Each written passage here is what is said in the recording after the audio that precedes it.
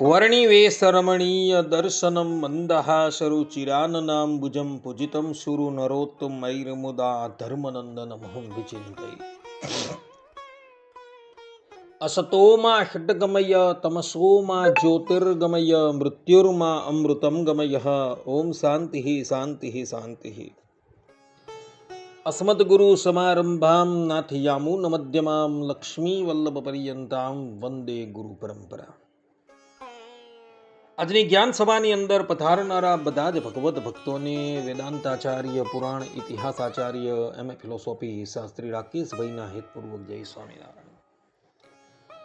ભક્તો, આજની આ જ્ઞાન સભાની અંદર આપણે બધા અથર્વવેદ 7:32માં આવતી સુક્તિ મમદસસ્ત્વ કેવલો નાન્યશ્યામ કીર્તયાશ્ચન, આ સુક્તિ પર થોડી વાત શ્રવણ કરશું તો બધા જ શ્રોતાગણો અને એમાં પણ ગૃહસ્થ આશ્રમીઓ ધ્યાનપૂર્વક આ પ્રવચન શ્રવણ કરે અને એને આત્મસાત કરી લે.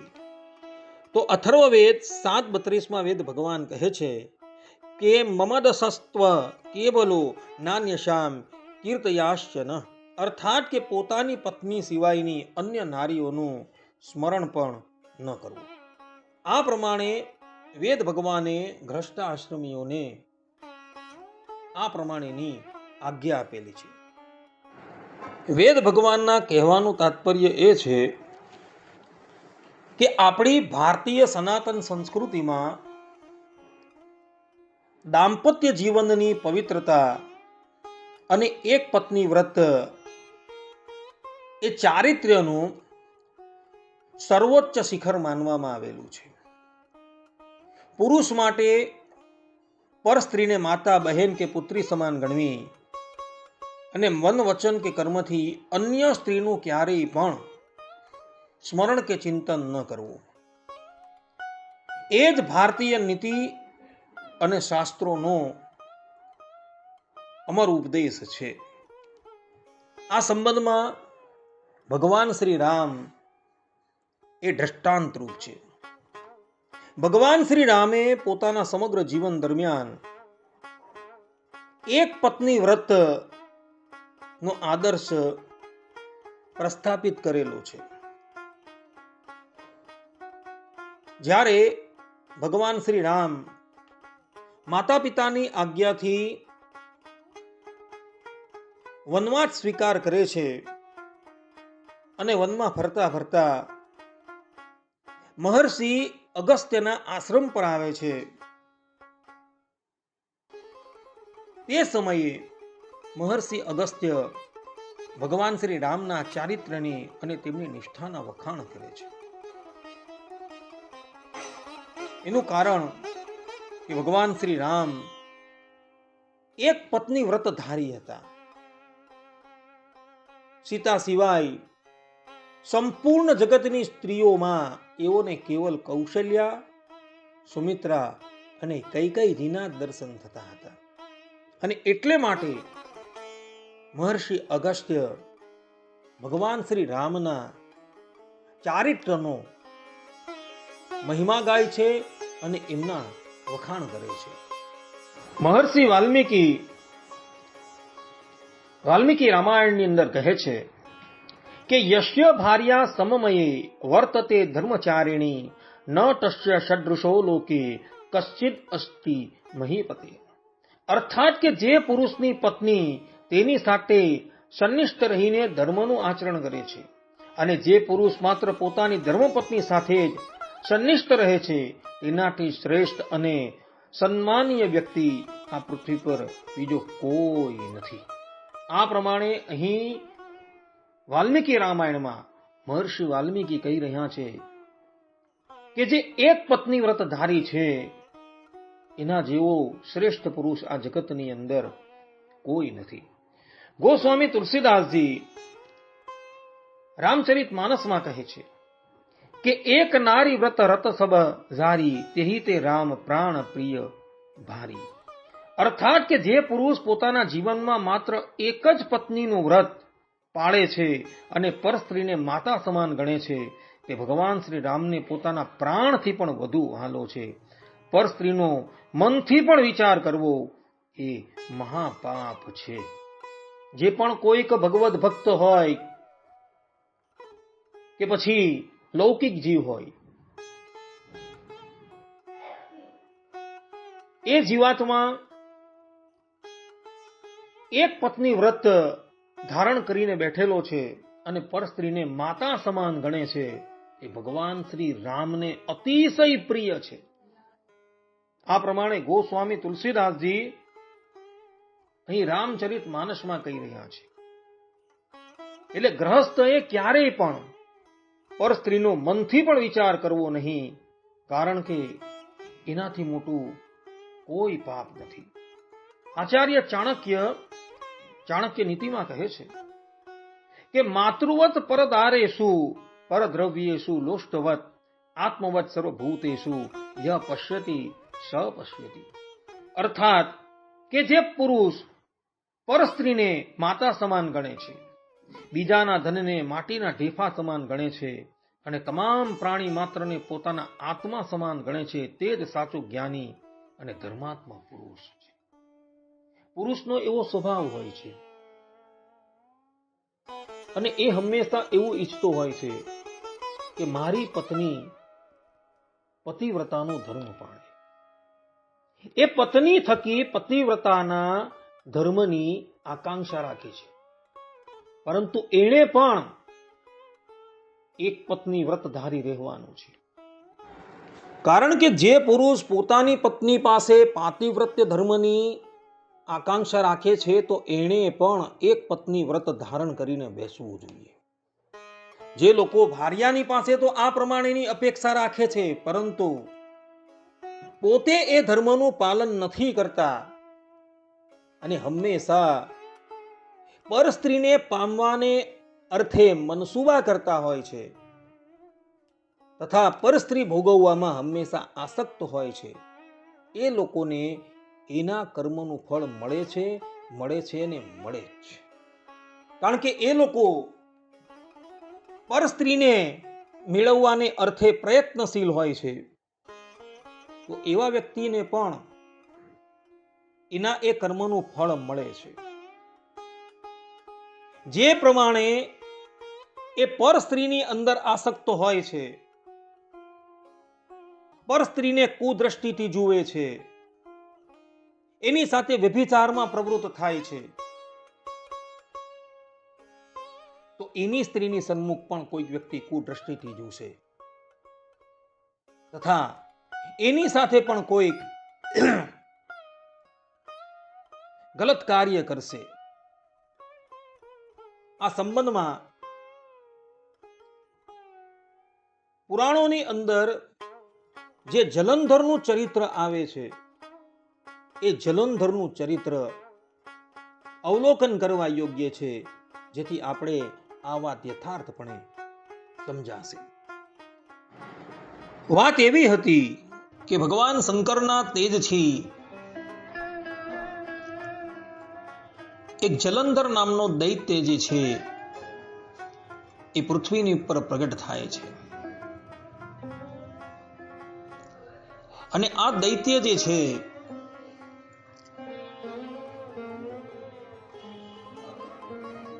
એ પોતાની તપસ્યાના પ્રભાવથી બ્રહ્મદેવની પાસે વરદાન માગી લે છે અને એને લઈને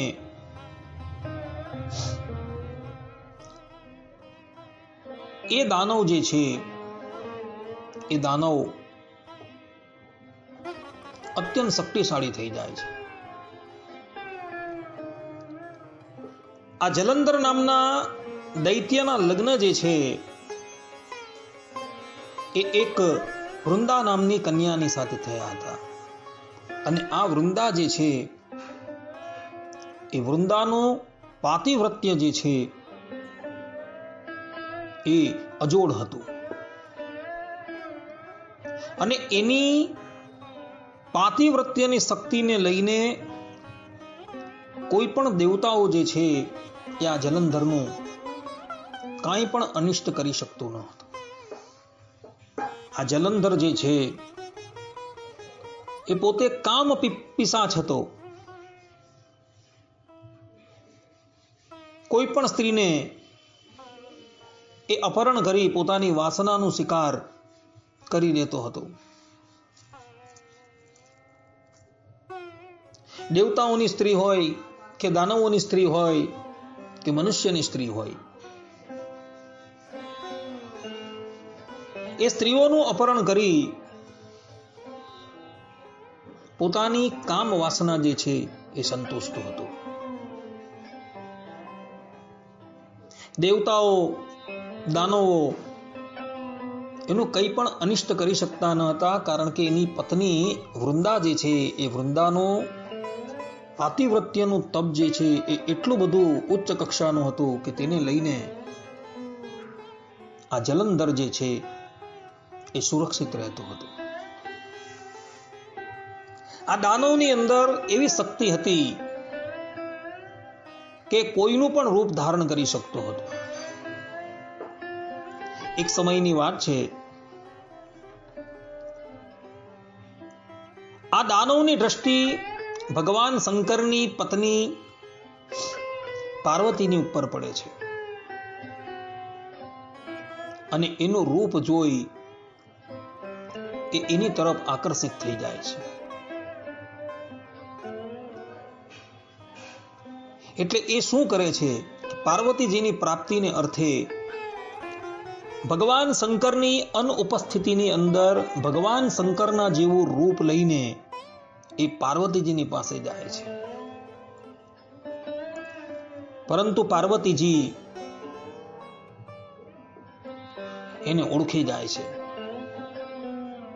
એટલે ત્યાં એની કોઈ પણ દાલ જે છે એ ગળતી નથી.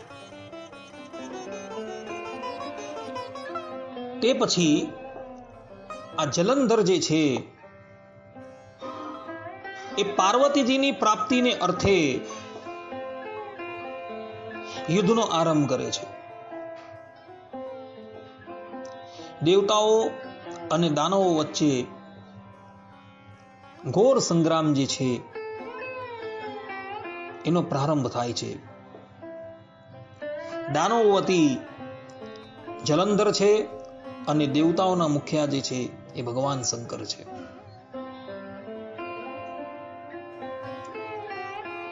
લાંબા કાળ પર્યંત એ લોકોનો સંગ્રામ જે છે એ ચાલતો રહે છે, પરંતુ વૃંદાના સતીત્વના પ્રભાવથી દાનવ જલંધર જે છે એ મૃત્યુ પામતો નથી. એટલે બધા જ દેવતાઓ જે છે એ ભગવાન વિષ્ણુની પાસે આવે છે અને કહે છે કે પ્રભુ, આ જાલંધર દાનવ જે છે એ મૃત્યુ પામતો નથી. એની અંદર કારણ એક જ છે કે આની પત્ની જે છે વૃંદા, એનું સતીત્વ જે છે એ સતીત્વ જ આની રક્ષા કરી રહ્યું છે. માટે આપ એ બાબતની અંદર કોઈ પણ ઉચિત વિચાર કરો. દેવતાઓની વાત સાંભળી ભગવાન વિષ્ણુ જે છે એ જાલંધરનું રૂપ ધારણ કરીને વૃંદાની પાસે આવે છે અને એને પાતિવ્રત ધર્મથી ચ્યુત કરી દે છે. અને પેલી બાજુ વૃંદાનું સતીત્વ ભંગ થતા જાલંધર દૈત્ય જે છે એ ભગવાન શંકરના હાથે કાળના મુખની અંદર જતો રહે છે. અને પછી જ્યારે વૃંદાને ખબર પડે છે ત્યારે એ ક્રોધાયમાન થઈને ભગવાન વિષ્ણુને શાપ આપી દે છે કે તમે પાષાણ હૃદય હોવાથી તમે પણ પાષાણ થઈ જાઓ. અને ભગવાન શ્રીમદ નારાયણ જે છે એ પછી પાષાણ થઈ જાય છે. આ પ્રમાણેની કથા ભક્તો પદ્મ પુરાણની અંદર, દેવી ભાગવતની અંદર જોવા મળે છે તથા શિવ પુરાણમાં પણ જોવા મળે છે. હવે આ કથાને લઈને આજના તાર્કિકો જે છે એ ભગવાન વિષ્ણુની ઉપર આક્ષેપ કરે છે કે ભગવાને કપટ કરીને સાધ્વી એવી વૃંદાનું સતીત્વ જે છે એ ભંગ કરી દીધું અને એટલે જ માટે ભગવાન જે છે કપટી છે, પરસ્ત્રીગામી છે, વ્યભિચારી છે અને મહાપાપી છે. તો આ પ્રમાણે જે આ તાર્કિકો ભગવાનની આ લીલાની ઉપર તર્ક કરે છે તો એ લોકોને કહેવાનું કે શું તમે લોકોએ જલંધરનું ચરિત્ર જે છે એ સૂક્ષ્મતાથી અવલોકન કર્યું? જલંધર જે છે એ નિત્ય નવા નવા રૂપ ધારણ કરીને સમસ્ત દેવાંગનાઓને આ ઉપરાંત મનુષ્યની સ્ત્રીઓને છલવાનો પ્રયાસ કરતો હતો અને એને ઉઠાવીને પોતાની કામ વાસના જે છે એ સંતુષ્ટ કરતો હતો. અને હદ તો ત્યારે થઈ ગઈ કે જ્યારે એણે પતિવ્રતાઓની જે શિરોમણી ભગવાન શંકરની પત્ની પાર્વતીજીની ઉપર દ્રષ્ટિ કરી.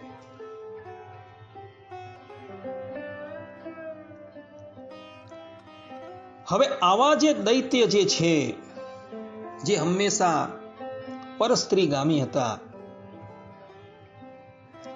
એને જો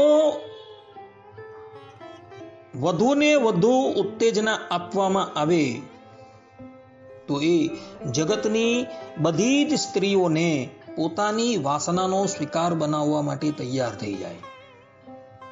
અને જલંધર જે છે એ કાર્યની અંદર આરૂઢ હતો અને વૃંદાનું સતીત્વ જે છે એ એની રક્ષા કરતું હતું. તો આવા દૈત્યને એની જ નીતિથી મારવો એ યોગ્ય હતો અને એને લઈને ભગવાન વિષ્ણુએ જાલંધરનું રૂપ ધારણ કરી વૃંદાને છળથી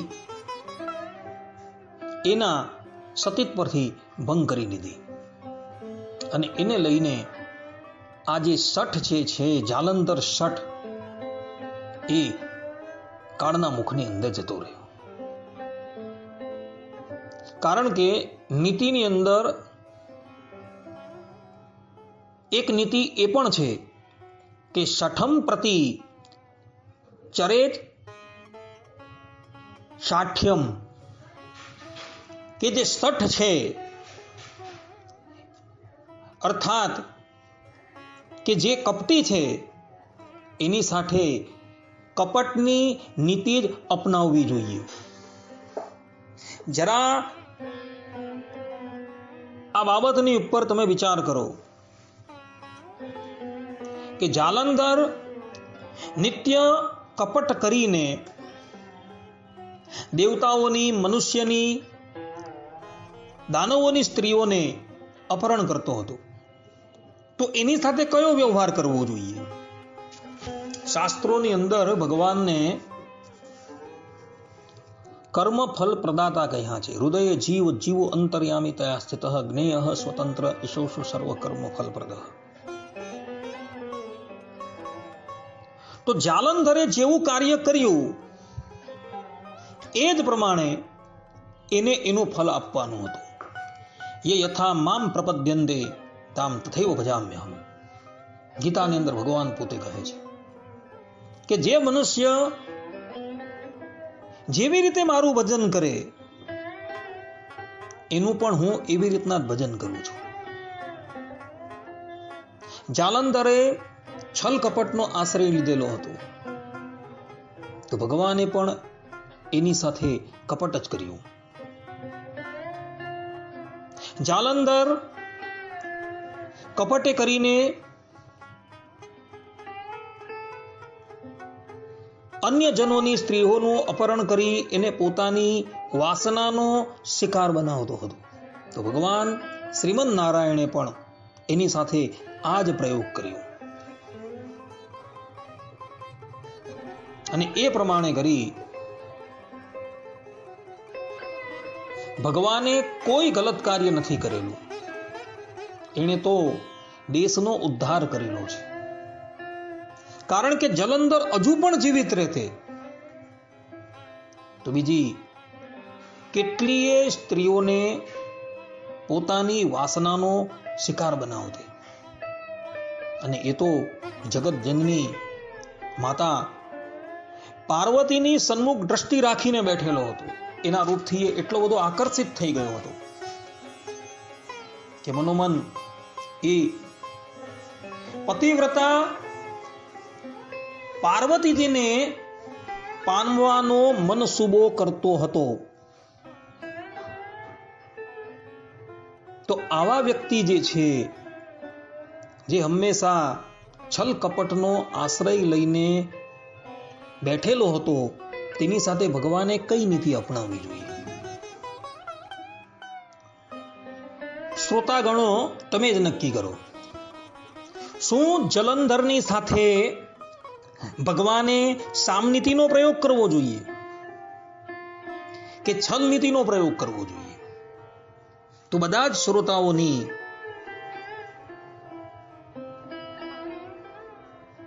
એક જ વાત હશે કે જલંધરે જે નીતિનો પ્રયોગ કરેલો છે એ જ નીતિનો પ્રયોગ એની સાથે થવો જોઈએ. શઠમ પ્રતિ ચરેટ શાઠ્યમ, આ જ નીતિનો ઉપયોગ કરવો જોઈએ અને ભગવાન વિષ્ણુએ એ જ નીતિનો ઉપયોગ કરેલો છે. આ પ્રમાણે ભગવાનની ઉપર જે લોકો આક્ષેપ કરે છે એ લોકોને ખબર નથી કે આવી ભયાનક પરિસ્થિતિ કદાચ આપણી માતાઓ અને બહેનો પર આવીને ઊભી રહી તો તમે શું કરો? તો ભગવાન શ્રીમદ નારાયણે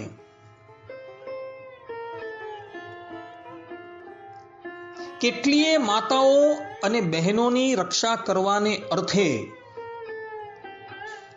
જાલંધરનું રૂપ ધારણ કરી જાલંધરની પત્ની વૃંદાનું સતીત્વ ભંગ કર્યું અને એની સાથે એણે કેટલી માતાઓ અને બહેનોને બચાવી લીધી. જો ભગવાન શ્રીમદ નારાયણ આ પ્રમાણે કાર્ય ન કરતે તો જાલંધર હજુ પણ કેટલીય માતાઓ અને બહેનોને પોતાની વાસનાનો સ્વીકાર બનાવતે. એટલે ભગવાન શ્રી કૃષ્ણએ અર્થાત કે ભગવાન વિષ્ણુએ જે પણ કાર્ય કરેલું છે એ ઉચિત જ કરેલું છે. એમાં કોઈ પણ જાતનો સંદેહ ઉત્પન્ન થતો જ નથી. તાર્કિક લોકો જે છે એ તાર્કિક લોકોએ ભગવાન શ્રી હરિના આ ચરિત્ર પર ઉંગલી નિર્દેશ કરેલો હતો એ સંપૂર્ણપણે ગલત છે. ભગવાન શ્રી હરિએ તો વૃંદાનું પાતિવ્રત્ય ભંગ કરીને જલંધરને મોતને ઘાટ ઉતરાવડાવ્યો. એમાં એણે સારું જ કાર્ય કરેલું છે. કારણ કે જલંધર હજુ જીવિત રહેતે તો કેટલીય સ્ત્રીઓના શિયળ લૂંટે. માટે ભગવાન શ્રી હરિએ આ કાર્ય બરાબર જ કરેલું છે. તે જ પ્રમાણે જે લોકો પરસ્ત્રીની સન્મુખ કુદ્રષ્ટિએથી જુએ છે એ બધા જ લોકોને એના પણ કર્મનું ફળ મળશે. જે પ્રમાણે જલંધરને એના કર્મનું ફળ મળ્યું તે જ પ્રમાણે એવા લોકોને પણ એના એ કર્મનું ફળ મળશે ને મળશે.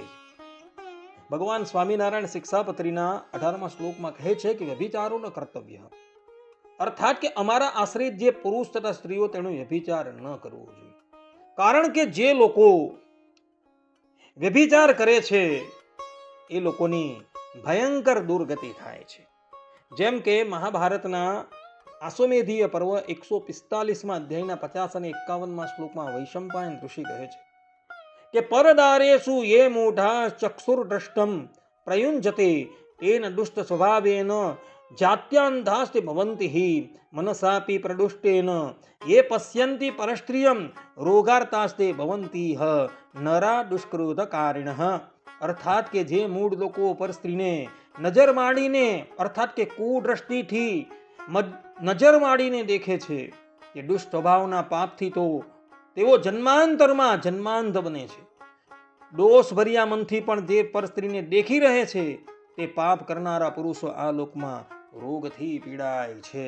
આ પ્રમાણે જે લોકો પર નારીની સન્મુખ કુદ્રષ્ટિથી જુએ છે ને એ લોકો જન્માંતરે અંધ થાય છે. તથા જે લોકો મનથી પણ પર સ્ત્રીની સન્મુખ કુદ્રષ્ટિ કરે છે તે બધા જ લોકો આ લોકમાં રોગના ભાગી થાય છે. એટલે ભક્તો ક્યારેય પણ જીવનની અંદર પર સ્ત્રીની સન્મુખ કુદ્રષ્ટિથી જોતા નહીં, અન્યથા પરિણામ ભોગવવા માટે તૈયાર. જે પ્રમાણે જલંધરને એનું પરિણામ ભોગવવું પડ્યું એ જ પ્રમાણે તમારે પણ ભોગવવું પડશે. જે પ્રમાણે તમે પોતાની પત્ની થકી પાતિવ્રત્ય ધર્મની આકાંક્ષા રાખો છો તે જ પ્રમાણે તમારે પણ એક પત્ની વ્રત ધારણ કરવું પડશે. જે પ્રમાણે ભગવાન શ્રી રામ એક પત્ની વ્રત ધારણ કરીને રહેલા હતા તે જ પ્રમાણે તમારે રહેવું પડશે. અન્યથા કર્મનું ફલ ભોગવવા માટે તૈયાર રહેજો. કોઈક વ્યક્તિને મારા આ વચનથી કંઈક દુઃખ થયું હોય તો હું ક્ષમા પ્રાર્થું છું. પરંતુ વર્તમાન સમયની અંદર જે પરિસ્થિતિ નિર્માણ થઈ રહેલી છે તેને લઈને મારે આટલી વાત કહેવી પડી. વેદ ભગવાને પણ પોતાના સ્વમુખથી એવું કહેલું છે કે પોતાની પત્ની સિવાયની અન્ય નારીનું સ્મરણ ક્યારેય પણ ન કરો. બધા જ લોકોએ આ વેદની શિક્ષા જે છે એ આત્મસાત કરી રાખવાની છે અને પોતાની પત્ની સિવાય બધી જ સ્ત્રીઓને માતા અને બહેનની દૃષ્ટિથી જોવાની છે. આટલું કહીને હું મારા પ્રવચનને અહીં વિરામ આપું છું. સર્વે સંતુ નિરામયઃ સર્વે સુખીનો ભવંતુ સર્વભદ્રાણિ પશ્યન્તુ મા કશ્ચિદ દુઃખ ભાગ ભવેત અસ્તુ. જય સ્વામિનારાયણ.